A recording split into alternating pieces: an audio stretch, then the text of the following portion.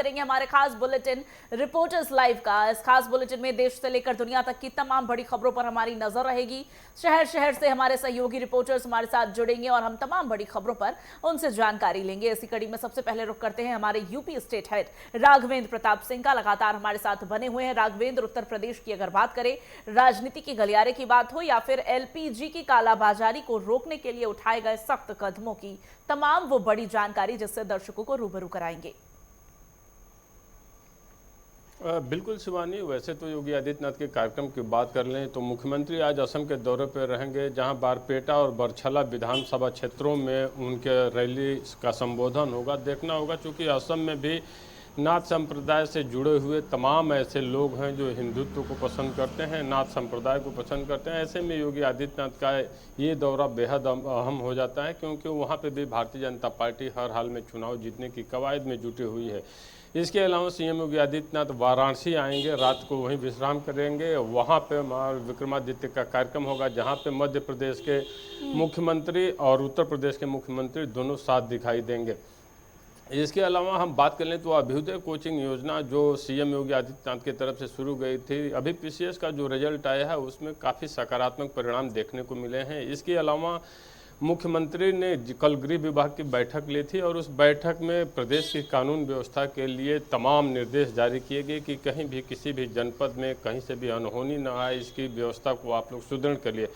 इसके साथ ही 81,000 पुलिस भर्ती होने वाली है आरक्षी की, जिसमें प्रदेश के युवाओं को, चाहे वो लड़की हो या लड़का, 81,000 उन बेरोजगार युवाओं को नौकरी इस साल मिलेगी प्रदेश में, जो पुलिस भर्ती की तैयारी करने वाले हैं। इसके अलावा हम बात कर लें तो वाराणसी में भी आज CM Yogi Adityanath law and order को लेकर, वहाँ के विकास कार्यों की समीक्षा को लेकर एक समीक्षा बैठक करने वाले हैं। इसके अलावा मौसम विभाग की बात करें तो मौसम विभाग के हवाले से भी 18 से अधिक जनपदों में, जिसमें खास करके पश्चिमी यूपी के ज़्यादातर जिले हैं, चाहे अमरोहा की बात कर लें, पीलीभीत की बात कर लें, बिजनौर की, मुरादाबाद की या फिर बदायूं की, आगरा की, अलीगढ़ की, गाजियाबाद, गौतम बुद्ध नगर, मेरठ, ये सारे जनपद के साथ साथ पूर्वांचल के भी कुछ जनपदों में, लखनऊ और उसके समीपवर्ती जनपदों में बारिश और तेज आंधी की संभावना मौसम विभाग की तरफ से अलर्ट किया गया है।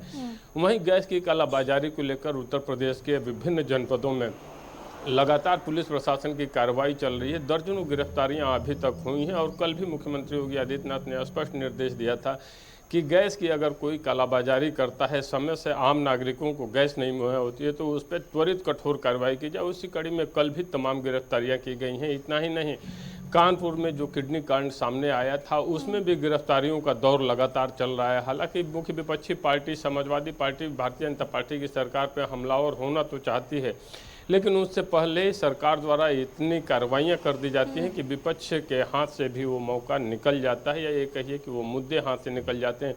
चूँकि उत्तर प्रदेश में 2027 में विधानसभा का चुनाव होना है, तो ऐसे में सारे राजनीतिक दल एक दूसरे के मुद्दे को खोना नहीं चाहते हैं, चाहे वो पीडीए की बात कर ली जाए या फिर भारतीय जनता पार्टी की बात कर ली। हर पार्टियाँ एक दूसरे पे आरोप प्रत्यारोप लगा रही हैं। इसके अलावा हम बात कर लें तो लगातार जिस तरह से मौसम में बदलाव देखने को मिल रहा है, कभी बारिश, कभी आंधी, तो कभी ओलावृष्टि, उसको लेकर सरकार के तरफ से निर्देश जारी किए गए हैं कि जिलाधिकारी सभी फील्ड में निकलें और किसानों का जो नुकसान हुआ है उसकी रिपोर्ट शासन को सौंपे, ताकि उचित मुआवजा समय से दिया जा सके। इसके अलावा हम बात कर लें तो अब एक्सप्रेसवे पे चलना महंगा हो गया है और यूपीडा ने बढ़ी दरों को लागू कर दिया है। तो 5 से 80 रुपये के आसपास में ये बढ़ोतरी हुई है, जिसमें बाइक सवारों पे भी ये लागू होता है और कार सवारों पे एक तरह से कहा जा सकता है कि यात्रा करने वाले एक्सप्रेसवे पे फर्राटा भरने वालों की जेब अब ढीली होगी और पहले की अपेक्षा अब टोल की दरें बढ़ी हुई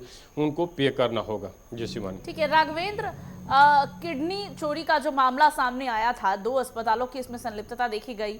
एम्बुलेंस वालों को किस तरीके से सेट करके रखा जाता है तो ताकि वो मरीजों को उसी अस्पताल में लेकर आए, ये तमाम खुलासे हुए इस प्रकरण में। सबके बीच सरकार की तरफ से कई कार्रवाइयां की गई है, लेकिन अब तक क्या अपडेट है? अब तक इस मामले में क्या कुछ सामने आया है? विस्तार से इसकी जानकारी चाहेंगे, क्योंकि एक बहुत बड़ा मामला है ये और आम लोगों के स्वास्थ्य के साथ बहुत बड़ा खिलवाड़।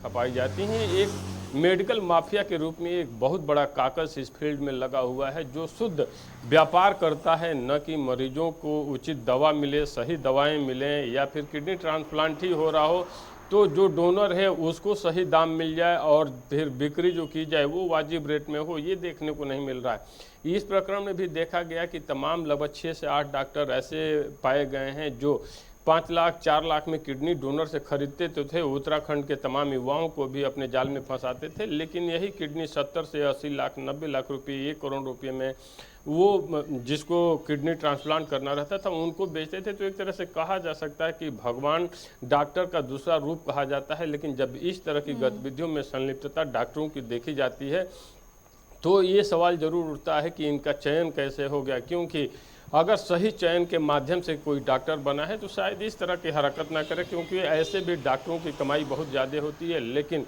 आम मरीजों के स्वास्थ्य से खिलवाड़ करना, जिस तरह से हम लोगों ने देखा लखनऊ से लेकर कानपुर में जिस तरह से गलत सैंपलिंग करके ब्लड बिक्री की बातें सामने आई थी पैथोलॉजी की तरफ से, वहीं कानपुर में जिस तरह से ये किडनी रैकेट का भंडाफोड़ हुआ, उसको देखकर यही लगता है कि ये एक जो मेडिकल माफियाओं का जो काकस है, जिनको शुद्ध रूप से व्यापार करना है और पैसा चाहिए, वो आम नागरिकों के स्वास्थ्य से खिलवाड़ तो कर ही रहे हैं, दूसरा उन गरीबों के साथ भी खिलवाड़ कर रहे हैं जो पैसे की लालच में अपनी किडनी बेचने के लिए तैयार रहते हैं। और उनके साथ भी ये गोरख धंधा चल रहा है, जो मेडिकल माफिया लगातार उत्तर प्रदेश ही नहीं शायद ही देश का ऐसा कोई राज्य हो जो मेडिकल माफियाओं के इस तरह की करतूतों से वाकिफ न हो या अनुभव न करता। हर जगह ये मेडिकल माफिया पहुंचे हुए हैं, उनकी मजबूत पकड़ है। इसके पहले भी हम लोगों ने कोडिन कफ सिरप में भी देखा था कि 18 राज्यों में किस तरह से इसका सिंडिकेट फैला हुआ था, किस तरह से नेपाल, म्यांमार, भूटान तक इसके जाल फैले हुए थे। तो कहा जा सकता है कि एक ऐसा व्यापार जिसमें मेडिकल माफिया शुद्ध रूप से पैसे की बिक्री कर रहा है, न कि आम नागरिकों के स्वास्थ्य की देखभाल कर रहा है। जी बिल्कुल राघवेंद्र, और भगवान कहे जाने वाले डॉक्टर्स नैतिकता के स्तर पर इतने गिर चुके हैं कि उस तरीके के प्रकरण अब आम हो गए हैं। हालांकि उत्तर प्रदेश सरकार की तरफ से इस मामले में कई सख्त कदम उठाए गए हैं और जांच अभी भी जारी है। तमाम बड़ी खुलासों पर नजर रहेगी। आगे बढ़ेंगे, रिपोर्टर्स लाइव में रुक करते हैं अजहर हुसैन का। हमारे सहयोगी जम्मू कश्मीर की तमाम बड़ी जानकारी के साथ हमारे साथ जुड़े हुए हैं। अजहर, आपके पास आएंगे और तमाम वो बड़ी जानकारी जो आप दर्शकों को देना चाहें। देखिए शिवानी, जम्मू कश्मीर के अहम खबरों की ओर बात करें। सबसे पहले जो रिसेंटली इनकाउंटर हुआ था नॉर्थ कश्मीर के गांदरबल इलाके, जिसमें सिक्योरिटी फोर्स ने दावा किया था कि यहाँ पे एक आतंकी को इन्होंने मार गिराया, लेकिन उसके बाद में जो ये आतंकी जिसे बताया गया उसके फैमिलीज ने ये इंकशाफ किया कि वो एक सिविल था, और उसके बाद में लगातार इस पे इंक्वायरी शुरू हो गई और आज इसमें बाकायदा तौर पे एक मजिस्ट्रेट इंक्वायरी जो है वो स्टार्ट हो गई है और इसका रिपोर्ट जो है 7 दिन के अंदर अंदर दिया जाएगा और ये निष्पक्ष जांच होगी कि ये व्यक्ति क्या वाकई तौर पे एक सिविल था या कोई आतंकी था। इस पे पूरी तरीके से जो है एक रिपोर्ट जो है वो सबमिट होगी। तो कहीं ना कहीं इस तरीके की जो इंक्वायरी होती है और ये दर्शाता है कि किस प्रकार से जो भी इनकाउंटर होता है उसमें ट्रांसपेरेंसी किस प्रकार से होती है। जिस प्रकार से हम बात कर रहे थे, ये इलाका जो था काफी घना वाला इलाका था, जंगल भी इलाका था और उसके साथ साथ आबादी वाला इलाका था। जब भी कोई ऑपरेशन होता है तो उसमें सबसे पहले फौज का यही लक्ष्य रहता है कोई सिविल डैमेज ना हो जाए। तो इसी के पेश नजर जो है ये तमाम तर जो इंक्वायरी है वो लगातार दिख रही है। फिलहाल इस इनकाउंटर को लेकर जो है इंक्वायरी बिठा दी गई है, जिसका रिपोर्ट जो है 7 दिनों तक जो है सामने आएगा और क्या कुछ होगा इस रिपोर्ट के अंदर इसका जो है पर्टिकुलरली इंतजार रहेगा। लेकिन जो परिजन है जो उनका मानना है कि ये जो व्यक्ति है ये एक सिविल है। हालांकि चीफ मिनिस्टर उमर अब्दुल्ला ने भी इस पे कहा है कि जो परिजन है उनकी बात भी नहीं ठुकरानी चाहिए, इस पे एक निष्पक्ष जांच होनी चाहिए और इसके आधार पे आज इस पे एक बाकायदा तौर पे नोटिफिकेशन निकली, एक ऑर्डर निकला जिसमें साफ और स्पष्ट कहा गया कि इस इनकाउंटर के ऊपर जो है एक इंक्वायरी बिठानी चाहिए, एक इंक्वायरी होनी चाहिए ताकि इसमें पूरी तरीके से ट्रांसपेरेंसी हो जाए कि जो व्यक्ति कौन है। दूसरी अहम खबर की अगर बात करें, लगातार हम देख रहे हैं कि एक तरफ से एंटी टेरर ऑपरेशन जो है हम लगातार जम्मू कश्मीर में देखने को मिल रहे हैं, लेकिन इसकी जानिब से सेना की जानिब से या सीआरपीएफ की जानिब से हर एक जम्मू के जो है अवाम दोस्त प्रोग्राम जो है वो आयोजित किए जा रहे थे। तो एक अद्भुत सा प्रोग्राम जो है जो सीआरपीएफ की 116 बटालियन जो कि पहलगाम के इलाके में ये बटालियन वाक़ा है, तो यहाँ पे इन्होंने नशा मुक्त जो कैंप है उसका ऑर्गेनाइज किया, जो एक निजी स्कूल में इन्होंने ऑर्गेनाइज किया और बच्चों को बावर कराया कि ये नशा जो है कितना खतरनाक हो सकता है आज की पीढ़ी के हवाले से।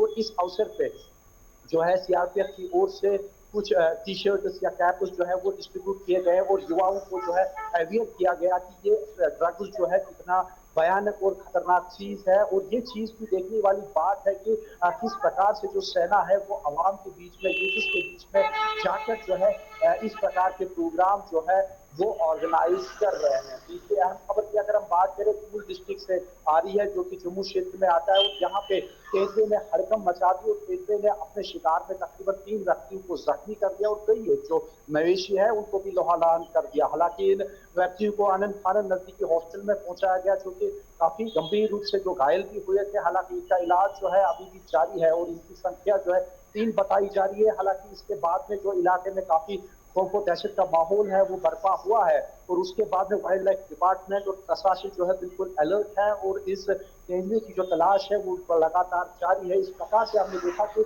आए रोज जो जंगली जानवर का जो रुख है वो इंसानी बस्तियों की तरफ देखने को मिल पा रहा है। हालांकि रिसेंटली जब एक खौफनाक बालू जो साउथ कश्मीर के कुलगाम में देखा गया और उसके बाद में वाइल्ड लाइफ की अंतर कोशिश के बाद में उसको बेहोश करके उसको फिर वहां से निकाल करके फिर नजदीकी जो वाइल्ड लाइफ पार्क है, सेंचुरी है, वहां पहुंचाया गया। तो कहीं ना कहीं अब की बार देखा जा रहा है कि जंगली जानवर को काफी सारा जो रुख है वो इंसानी बस्तियों की तरफ आ रहा है और जिसकी वजह से जो इंसानी बस्ती में लोग हैं उसमें खौफ और दहशत का माहौल जो है वो लगातार बना हुआ है। अगर हम मौसम के हवाले से बात करें तो जम्मू कश्मीर का मौसम जो है बिल्कुल बदलता हुआ साफ तौर पर दिख रहा है। कहीं पे धूप तो कहीं पे बारिश या ओलावृष्टि की जो खबरें हैं वो लगातार मौसूल हो रही है। इधर जो जम्मू कश्मीर का मौसम विभाग है उन्होंने प्रिडिक्ट किया है आज शाम से आज कल यानी तकरीबन 36 घंटों तक जो है जम्मू कश्मीर में एक बार फिर भीषण बारिश देखने को मिल पाएगी और इस प्रकार से कई एक अपर रीचेस में जो है बर्फबारी की भी आशंका की गई है। तो इस हवाले से प्रशासन जो है जिस प्रकार से वो पहले ही अलर्ट है और अब की बार भी अलर्ट मोड पर दिखाई दे रही है। कंट्रोल रूम्स और बाकी चीजें जो है उनको भी अलर्ट मोड पे रखा गया है। लेकिन इस बीच हमने देखा जब बीते दिन जब मौसम खराब हुआ तो काफी सारे जगहों पर जो है ओलावृष्टि हुई जिसकी वजह से किसानों की जो खड़े फसलें हैं उनको काफी नुकसान जो है वो भी पहुंचा। हालांकि प्रशासन की तरफ से जो है आश्वासन भी दिया गया कि इनको जो है ग्राउंड जीरो पे जो प्रशासन की जो टीमें है वो जाएगी और उसके बाद वहां पर देखेगी कि किस प्रकार से किसान का नुकसान हुआ है। तो आने वाले दिनों में क्योंकि एक साइड से जो बजट सेशन है वो चल रहा है दूसरी जानिब से इस प्रकार की जो नागानी आफत या हम ये कहेंगे कि आसमानी बिजली जो किसानों के ऊपर गिर रही है तो इसको पेश नजर रखते हुए कि किस प्रकार से जो किसान को नुकसान हुआ है उनकी भरपाई के लिए भी जो प्रशासन है वो अलर्ट मोड से दिखाई देगी है। शिवाजी ठीक है, तो ये थी जम्मू कश्मीर की तमाम बड़ी खबरें जिससे हमारे सहयोगी अजहर हुसैन ने आपको रूबरू कराया। आगे बढ़ते हैं रिपोर्टर्स लाइव में। चंडीगढ़ से हमारी सहयोगी ईशा ठाकुर हमारे साथ जुड़ी हुई हैं। ईशा, अब आपके पास आएंगे और सबसे पहले जिक्र करेंगे बीजेपी मुख्यालय के बाहर खड़ी स्कूटी में हुए उस ब्लास्ट का। इस मामले में बताया जा रहा है, पहले ही जब हम चर्चा कर रहे थे ये बात सामने आई थी कि हो सकता है इसके पीछे कोई साजिश हो, और अब सूत्रों के हवाले से हालांकि ये जानकारी अभी सामने आई है, पुष्टि नहीं हुई। बताया जा रहा है कि 2 संदिग्धों को गिरफ्तार किया गया है। इस खबर पर खास जिक्र करेंगे और इसके अलावा भी तमाम बड़ी खबरें हरियाणा की और पंजाब की। देखिए, पहले हरियाणा के लिहाज से अगर मैं बात करना चाहूं तो बीते कल जिस तरीके से हरियाणा के मुख्यमंत्री नायब सिंह सैनी की तरफ से दिल्ली में प्रधानमंत्री नरेंद्र मोदी के साथ मुलाकात की थी और ये मुलाकात करीब 40 मिनट तक चली थी और ऐसे में ये बताया जा रहा है कि प्रधानमंत्री नरेंद्र मोदी का दौरा जो है हरियाणा का रहने वाला है इस महीने, और इस महीने के अंत में वो सोनीपत आ सकते हैं और कई सौगातें हरियाणा की जनता को वो देकर जा सकते हैं। हरियाणा के मुख्यमंत्री को जिम्मेदारी देखिए पंजाब की भी कहीं ना कहीं सौंपी गई है कि लगातार प्रचार प्रसार वो करे और हरियाणा में जो भी जनहित मुद्दे और जो भी जनहित घोषणाएं जो की है भारतीय जनता पार्टी ने और जिन्हें अमली जामा पहनाया गया है उन्हें पंजाब की जनता को बताए। तो ऐसे में प्रधानमंत्री नरेंद्र मोदी जल्द ही हरियाणा पहुंचेंगे और ये ऐसे कयास लगाए जा रहे हैं कि इसी माह के अंत में सोनीपत में वो पहुंच सकते हैं। दूसरी बड़ी खबर की अगर बात करें तो राघव चड्ढा जो कि पंजाब से राज्यसभा सांसद है, बीते कल ही उन्हें राज्यसभा के उपनेता पद से हटा दिया गया था। उनकी जगह पंजाब से ही राज्यसभा सांसद अशोक मित्तल उन्हें जो है उपनेता बनाया गया। लेकिन अब राघव चड्ढा खुलकर अपनी पार्टी के खिलाफ नजर आ रहे हैं। उनका कहना है कि पार्टी आम जनता से जुड़े मुद्दे वो सदन में उठाते थे और यही कहीं ना कहीं आप पार्टी को रास नहीं आई, लेकिन उनका कहना है कि वो चुप नहीं बैठेंगे। ऐसे में देखिए दूसरी तरफ आम आदमी पार्टी की अगर बात करें तो उनका कहना है कि जनता के मुद्दे जो है वो नहीं उठाते थे। ऐसे में अब ये देखना है, तकरार जो है बढ़ती जा रही है। राज्यसभा सांसद पंजाब से हैं राघव चड्ढा, और ऐसे में ये भी अटकलें लगाई जा रही है कि हो सकता है वो जल्द ही भारतीय जनता पार्टी का दामन थाम ले, क्योंकि 8 महीने का वक्त यहाँ पर रह चुका है पंजाब विधानसभा चुनाव के लिए। उससे पहले कई राजनीतिक उठापटक देखने को मिलेगी। दूसरी तरफ बीजेपी मुख्यालय के बाहर जो ग्रेनेड से हमला हुआ था उसकी अगर बात करें, देखिए अभी तक गिरफ्तारी की पुष्टि यहाँ पर नहीं की गई है पुलिस की तरफ से, लेकिन पुलिस की तरफ से पहचान जरूर कर ली गई है उन दोनों आरोपियों की।